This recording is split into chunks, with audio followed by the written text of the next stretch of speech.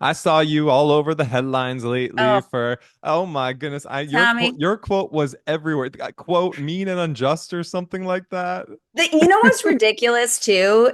It's just ridiculous clickbait headline because as soon as you click on any of the articles, the whole story, first of all, the irony, the whole story. I was telling a silly story about clickbait headlines, about one thing I said in an interview that then became the headline everywhere. And then in the telling of that story, it became clickbait headline again.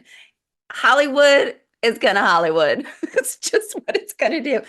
But the ridiculous thing, the thing that was so sad about all those headlines is that it made it seem so negative. And I was telling a story about an overwhelming outpouring of love, Right. actually. It was that is my heartbeat and the engine that runs my life is like looking for the gold in the moments of pain. And that's the story I was telling. And the only thing all the people wanted to put on the headlines is the pain part. The funny thing is, I immediately felt such overwhelming support and love immediately, like exactly when it happened. I went back to my trailer and I had person after person knocking on my door and coming and hugging me. 2 days after that, I had four test offers for four different leads and four different pilots sitting on my desk. I fans organized a plane to fly over and say how much they loved me and Jessica. Like I I think if the pain hadn't happened, that love wouldn't have been so epic. And I mean, the love was so intense that you could reach out and touch it. I was so overwhelmed with gratitude inside of that moment of loss that when Shonda and Betsy called me just to say we love you and we're so sad to say goodbye, but we love you forever, and I wept on the phone with them and just couldn't think of anything except an outpouring of gratitude because of all the things that I had like learned and how I'd grown and the gift of the show that the show had been to me. And that was genuine. That wasn't me trying to just kiss anybody's ass. That was an outpouring of the support that I received. So I think for me, I was raised to hunt for the good in moments of pain. I believe so strongly that we walk through life holding pain and joy or pain and hope in both hands at all times. We're always having little pains and little losses happen.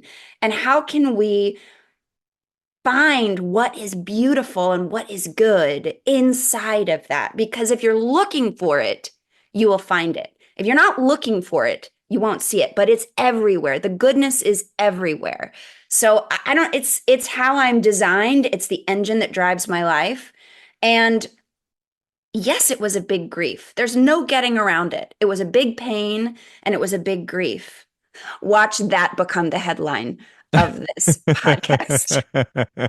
I mean, don't let it happen. Oh my God, no You have pressure, no, right? you No have no pressure. control over it.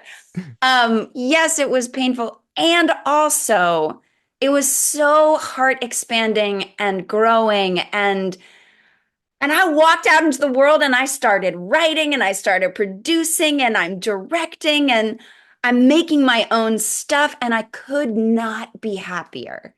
Here's an interesting question. With where you are in your life right now, and with everything you went through with that series, if there was an opportunity where they said, "Hey, Sarah, we want you to become full time again," with where you are in your life now, what do you, No, that would be a no.